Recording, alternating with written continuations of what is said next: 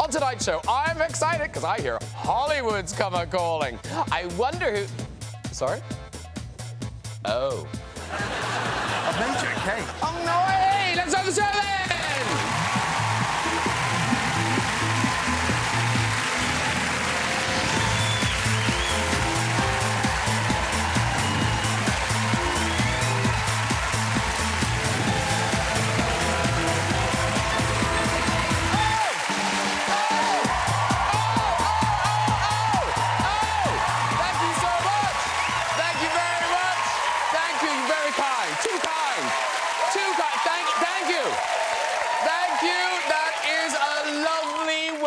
And in return, we've got a great show for you tonight. But before we do another thing, I think we'd all like to say a big happy birthday to Her Majesty. 90 years old yesterday. Happy birthday to her. Round of applause for the Queen. Yes. Very nice. Queen was very lucky. She's actually having two parties, one for the family and one for the commoners, or as they're also known, the Middletons. Yeah.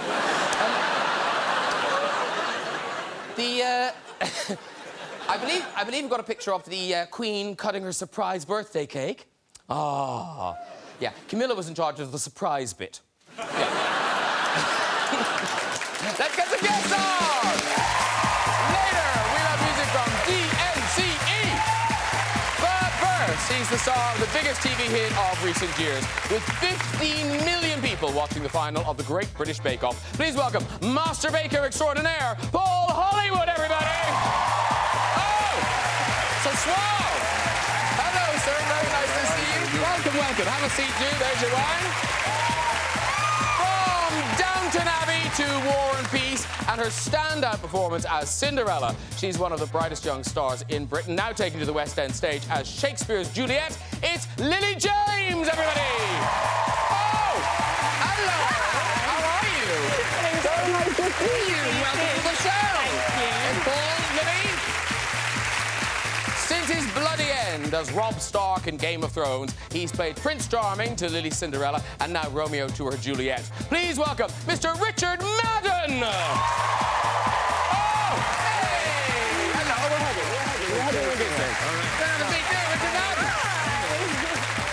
And this lady is an actress, a writer, a style icon, and a legendary dynasty diva. It's a pleasure to welcome back to the show Dame Joan Collins, everybody! Oh!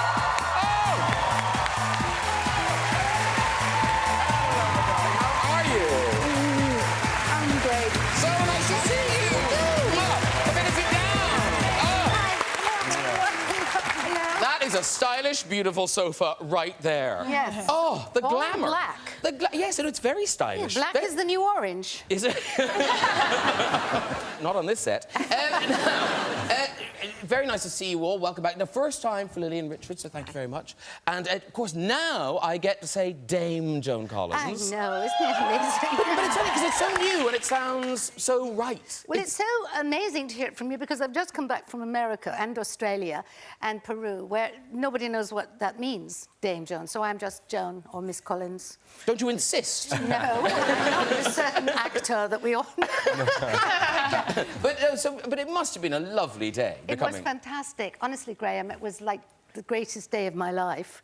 Really extraordinary because, first of all, to receive it is a great honour. And Prince Charles came and pinned it on me and said very nicely, I thought, about time too, which I thought was just stunning. And then I had a wonderful party that night at Claridge's with 120 of my closest friends. My sister had flown in, and my brother, and all my friends and my children. It was wonderful, wonderful. Oh, what a lovely, lovely thing. Honestly, I'm so pleased for you. Congratulations. It's very nice.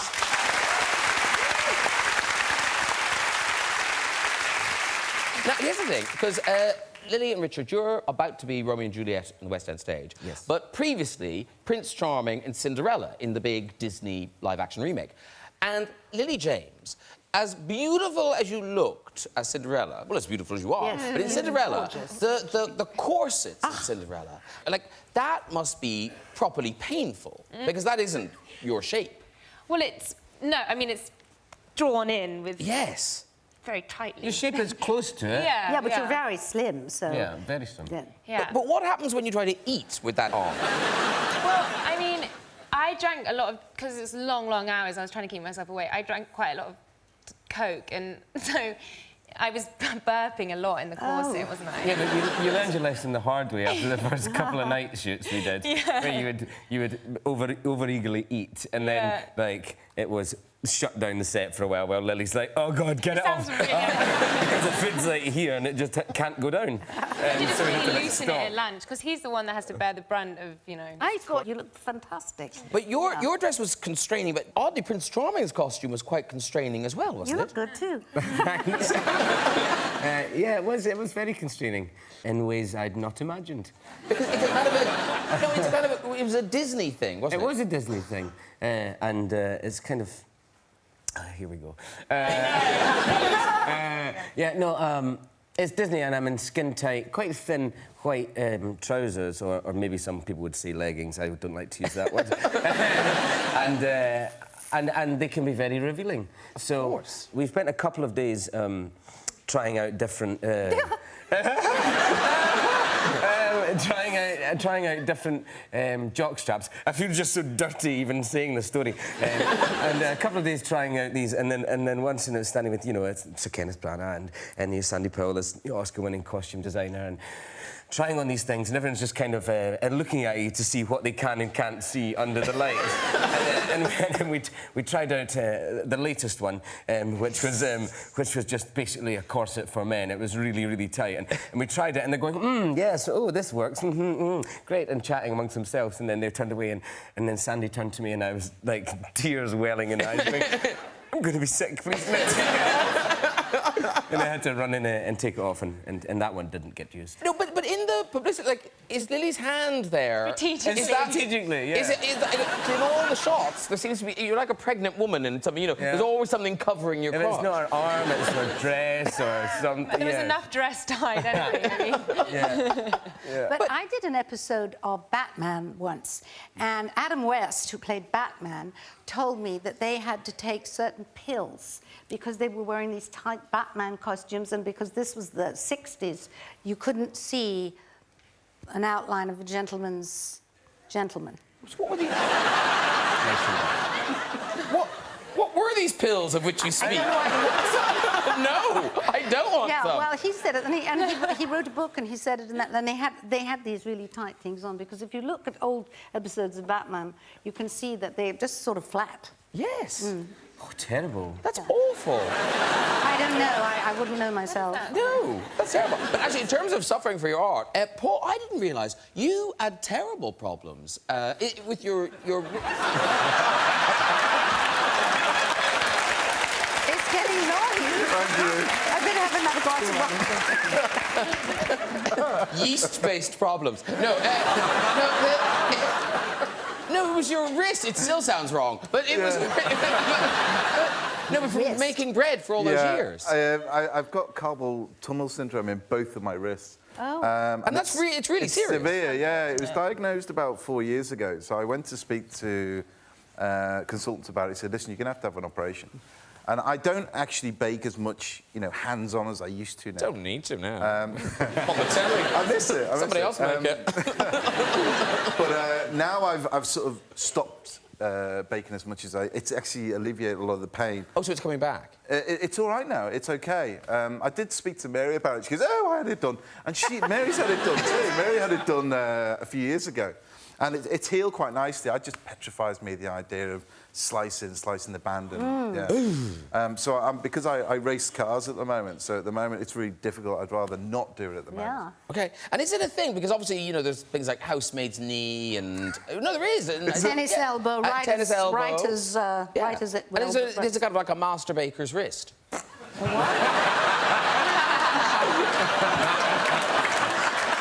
asked with interest.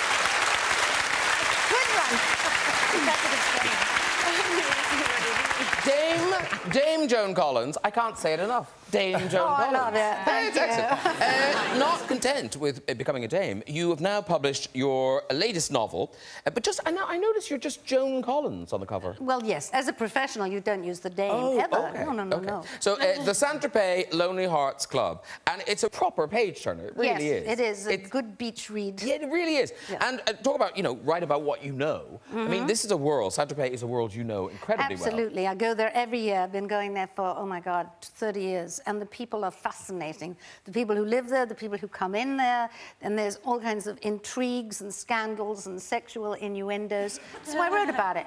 And it's changed a lot, Saint-Tropez. No, there was always scandals and innuendos, and Okay. sexual. Yes, it has changed a lot. It's become much more touristy in July and August, and I write about that as well. But it's still there's a little sort of central group that are there, and from mid-July to the end of August, Russian oligarchs and really rich Swedish businessmen and English businessmen, and they have all these unbelievable parties where there's so much excess and champagne is sprayed all over, and half-naked girls go, well, naked Sounds girls fabulous. actually.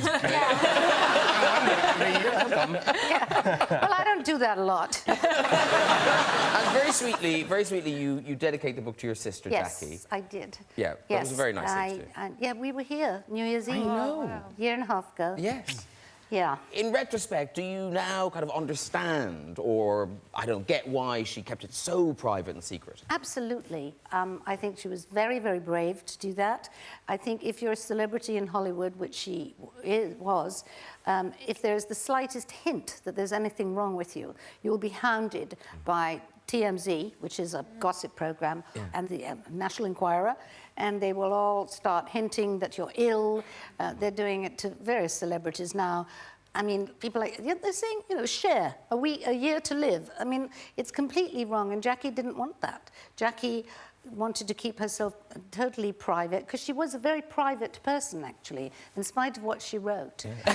But no, lots of the characters in this book, some of them are quite wild. Yes. Is it Fabrizio? Fabrizio Bricconi, yes. I love him. Now, he's quite... You do quite a full description of him. Oh, well, yeah, he's a rascal, but he's a lovable rascal. Could you read a little bit of... He describes himself in the book. OK. Can you read a little bit there? Well, why not? Yeah, so you wrote it. All right, I wrote it. OK, so it actually starts with prologue. Lying face down in a pool, August. How has it come to this? Me, the stud of Saint-Tropez. 29 years old, handsome, devilishly amusing, big, censored. Every woman in Saint-Tropez gladly accepting my advances. Well, not every woman, but I am seldom turned down. Think of an Italian Brad Pitt crossed with the brooding Latin sex appeal of a Benicio del Toro, and that's me, the ultimate censored machine. Richard Madden's reading over your shoulder. Constantly censored. My body a factory of raging hormones. I don't like to boast. Well, actually, I do. Oh, very good.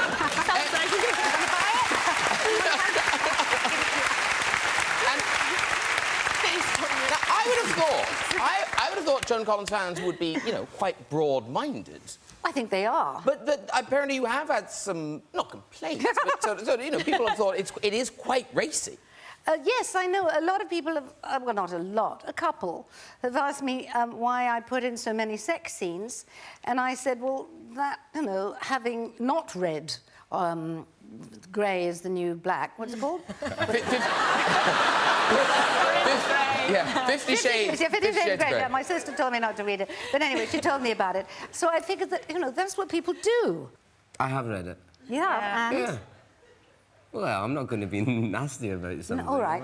Leave that to me. Have you read it? I read most of the first book, yeah.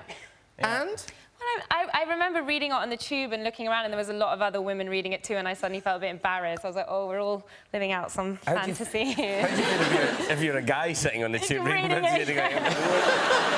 Why were you reading it, Richard? I wanted to just Get some ideas. just get some ideas. want you Let's for not the role? fight again. Did you test for the role? No, I didn't test for the role. No. Because you would have been good. He would have. Yeah. No, I didn't test for the role. Jamie's marvellous. He's marvellous. He is Okay. marvellous. I've not seen the film. I wanted to know what it was all about. Okay. So I found out. Yeah, it's such a huge thing. It's kind of nice to be a part of. Really? I've never read an erotic novel. It was... You sound like a deprived child. I had never read an erotic novel. And here's the thing. You would think the world of baking would be such a refined, lovely world. But apparently when you do your live shows, Paul, all hell breaks loose. I mean, it's like a hen night or something. I mean, it's like the Chippendales with crusts. There's a review in one of the papers, and this person is writing, says, "Oh, when he fashions a bit of dough into anything remotely phallic-shaped, and tragically, many loaves are, the crowd go crazy. After mopping his face with a purple towel, odd choice, he tried to explain how to decorate a Black Forest gatto. You just spread the cream, he begins. All over me boobs, shouted someone behind me. Does that happen a lot? Yes, it does. It's not quite like that. I mean, I did 2 30-day tours a couple of years ago. And travelling all over the UK, and it was just it was great fun. I had people that come to see me before the show, and initially it was just to come and say hello, have some photographs, but slowly over the tour, people started bringing me bakes, the cakes, the biscuits, and by the time we were 10 theatres in, there was literally 300-400 cakes arriving, and the problem is, you've got to try a little bit, because otherwise they get upset, and some people queuing up for half an hour, 3/4 of an hour to see it. When it comes to you, you're going, no more, no more. Can I ask you, did you eat all these cakes that people get? Did you try each one? I did. I had a little bit of a spittoon as well. Well, I've been back. A friend of mine's a singer, and people send him cakes and stuff all the time. Yeah. And he used to do that until he ate into a cupcake, and it was full of the girl's hair because she wanted to be inside.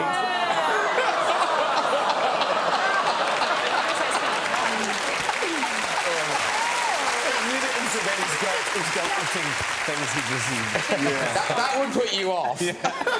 Actually, talking of fans, how excited will fans be? Because Dame Joan Collins, you are back on the road. You are starting a new UK stage tour. Yes, this is called Joan Collins Unscripted, which means that it's going to be totally like Now We Are. Yeah. There'll be lots of clips from Dynasty and other movies that I've done, but basically it's going to be me on the stage with Percy, my husband, asking questions, taking questions from the audience. We're writing it now. There will be some scripted things, but basically it's just going to be free and easy, and I'm going to make a few jokes and do a few things like that, because I've been doing it for 10 years. And in your last tour, you told a story, because you always imagine that your life is just glamour, glamour, glamour. But sometimes work does get in the way. In your last tour, you told a story about Frank Sinatra. Oh, Frank. Yes. Oh, Frank. I love that people can say Frank. I'm so jealous. But just remember, I went to Hollywood when I was 20, at the end of the golden age, when, you know, the guilt was beginning to turn. So I met everybody. I met Humphrey Bogart and Lana Turner and Hedy Lamarr and Frank Sinatra, and, you know, it was amazing. So about 10 years later, 8 years later, I'm doing this movie called The Road to Hong Kong with 2 more legends, Bing Crosby and Bob Hope. And we had 3 people who were coming on, the Rat Pack. It was Sammy Davis Jr., Dean Martin, and Frank Sinatra. And we had a scene together. It was the most ridiculous film. I was sent off into space, and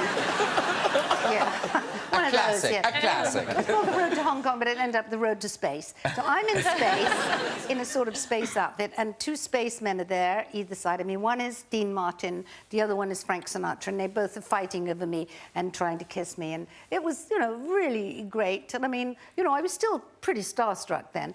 And so I'm living at home with my mother and father, and the next day in the morning, the phone rings, and Mummy comes in and she says, "It's Frank Sinatra on the phone with you." I said, "Frank Sinatra, hey?" So I said, "Oh, hi." And he said, "Hi, it's Frank." He said, "How would you like to have dinner with me?" And I said, "Oh, well, that would be very nice, yes.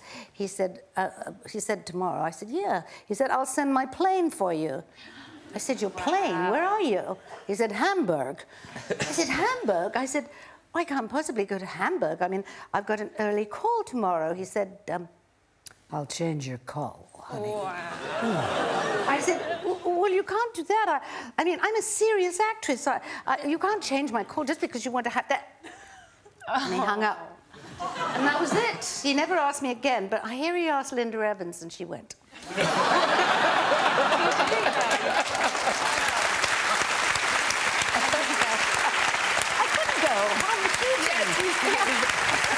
Now, Paul Hollywood, you've got a new TV project now. This is called Paul Hollywood's City Bakes.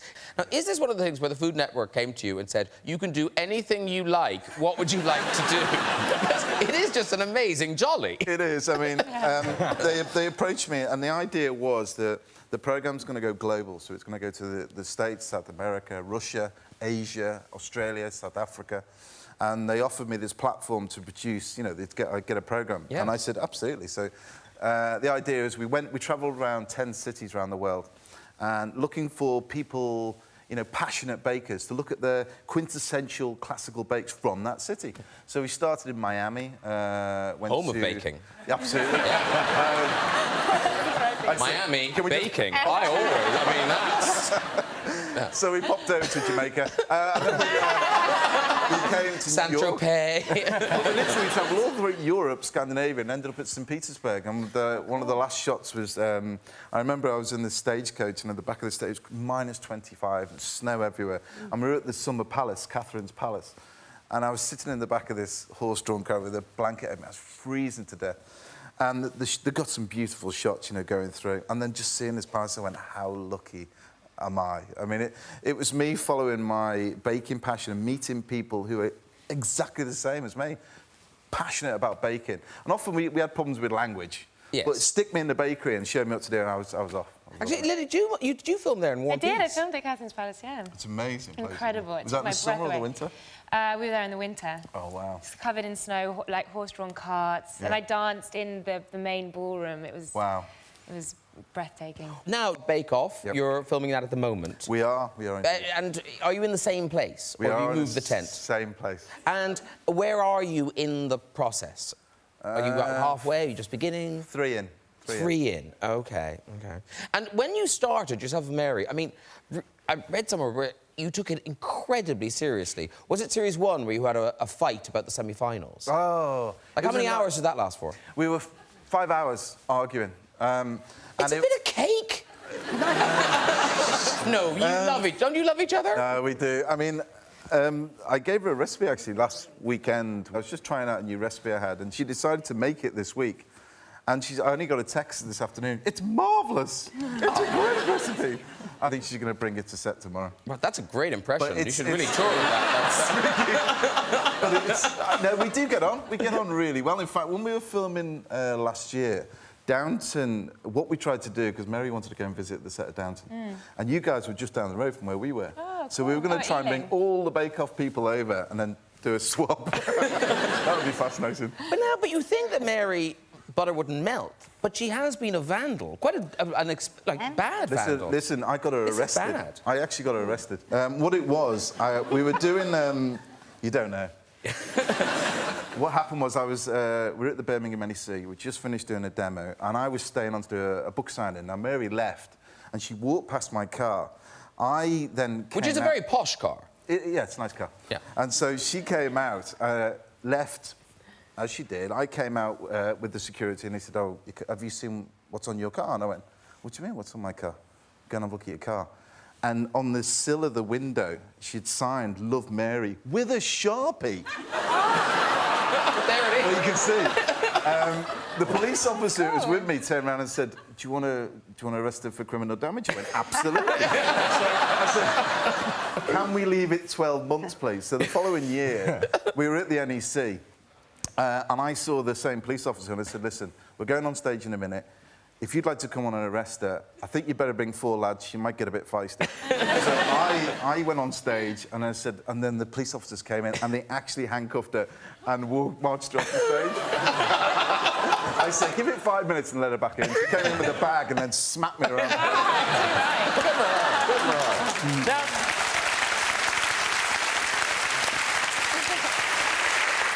Now, ladies and gentlemen, what could be sexier than Richard Madden and Lily James together again as the star-crossed lovers in Shakespeare's Romeo and Juliet. Now, this is part of Kenneth Branagh's season at the Garrick. Don't you find it difficult to learn Shakespeare? Yes, but when you're working with Kenneth Branagh, and he's amazing and encouraging and inspiring, and also runs a tight ship. We had to learn all our lines before day one. Well, day one, we had to be How off boring is that? Oh my God, that's terrifying. On day one, we came in and had a day of things. No, to learn it, everybody. When you learn the whole of... You come in and the first day rehearsal... Oh, it's 8 loads. And then on the Friday... Oh, every page, more Juliet. Oh, she's in this bit as well. She's talking for half a page. No one else is talking. How do you learn your lines? I mean, it's a staggering amount to learn. Pure fear. Really? I remember Mel was doing a play in Edinburgh, and she was doing a Shakespeare, and she asked me to practice with her on her lines, and it was hilarious. Every lunchtime we'd be practicing while Bake Off was on, and she's learning like sheets and shit. It just staggers me how you learn so much. Do you have prompts anywhere, or is it if you written on it all the furniture. Brando used to do though, isn't it? That's what you know. And do you find, does it stay in your head after? Like, so if I talked to you in a year, would you remember it, or is it all gone? Do you know what I find? It goes, but more annoyingly, is it's in your head all the time. So then you go home and go, you know, will thou have a glass of wine? Stop it, Richard. It's not how you really speak. Hey, very quickly, Richard, we must mention your new film, Bastille Day. It opens today all over the country, and it's you and Idris Elba. And look at you. You're wearing modern clothes. I know.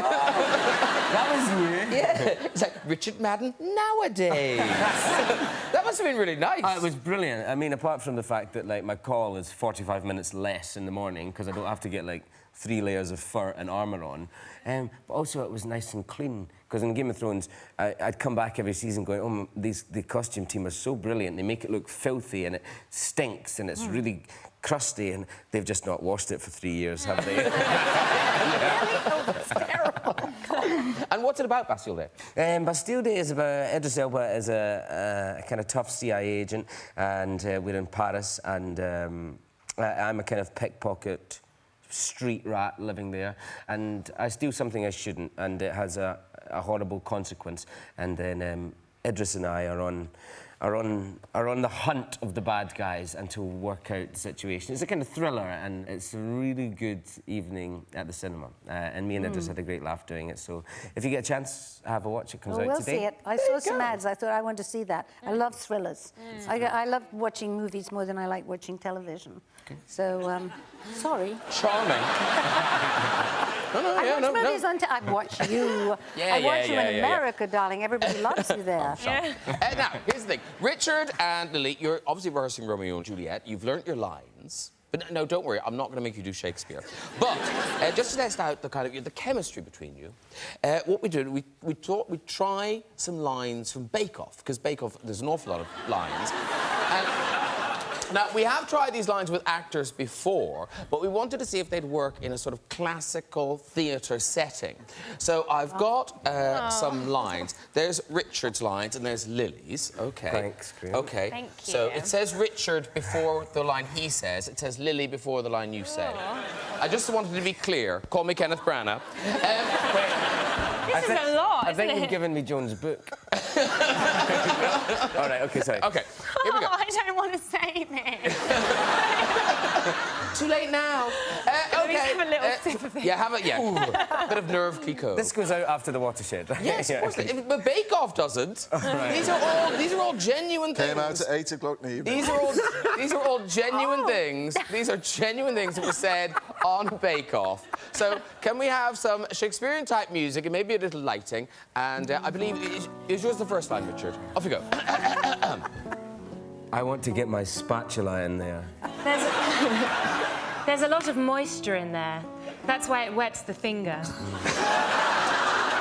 Your crack is nice and moist. Pause said that. Paul said that. Oh, my God. I trimmed it before I went in. It's about half the size it was when it went in.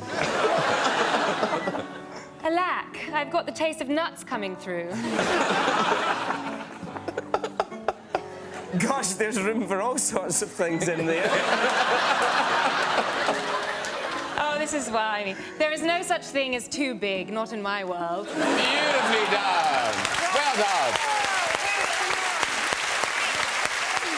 Right, it's time for music. This new band, fronted by heartthrob Joe Jonas, hit the ground running with their debut EP, Sway. And their new single is sure to be this year's sound of the summer. Performing Cake by the Ocean, it's DNCE!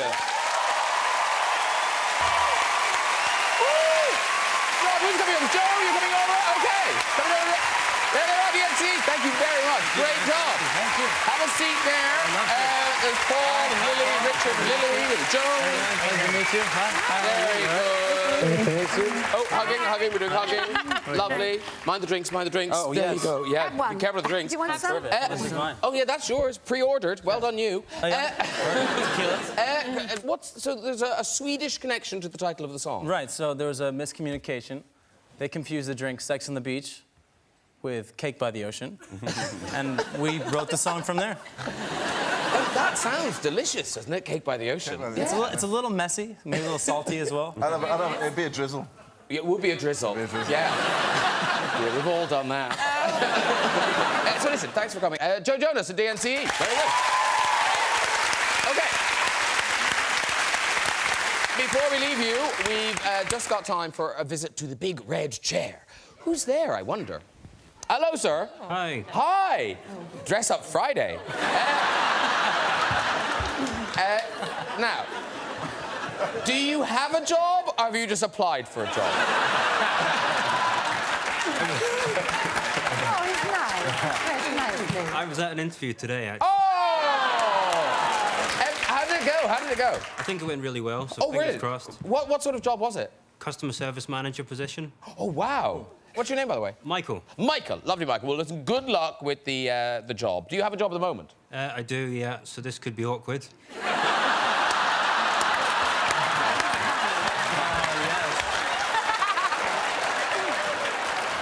Wow.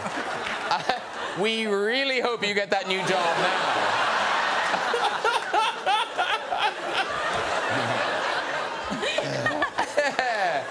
Yeah, Monday at work. No, I was joking. All right, Michael, off you go with your story. I moved to London about 3 years ago to start a new job, funnily enough. And I arrived on the Friday, I met the letting agent on the Friday, I met my new housemates on the Friday, we went out and partied, we had a great time. We partied on the Saturday, we partied Saturday night. I woke up on Sunday absolutely dying from travelling, new place, new people, and too much alcohol. I figured I'd be spending all day in bed. Woke up the following day and I could not believe it. Seen the alarm clock, 9 o'clock. Alarm didn't go off. I thought, sugar. I better get to work first day. Yeah, that's what he thought. So I sent my boss an email just saying, I'm really sorry. We had a power cut during the night. I'm on my way. I'm just going to freshen up and I'll be there as soon as possible. I got showered, put the new suit on, ran as fast as I could to this tube station. And at that point, I realised, oh, my God, it's still Sunday. And I've sent an email to my boss. That's quite a good story. That's a good story. You can walk, Michael. Yeah. You can walk. Well done.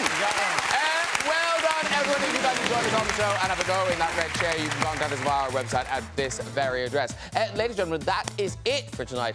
Please join me in saying a big thank you to my guests, Joe Jonas and DNCE, Paul Hollywood, Lily James, Richard Madden,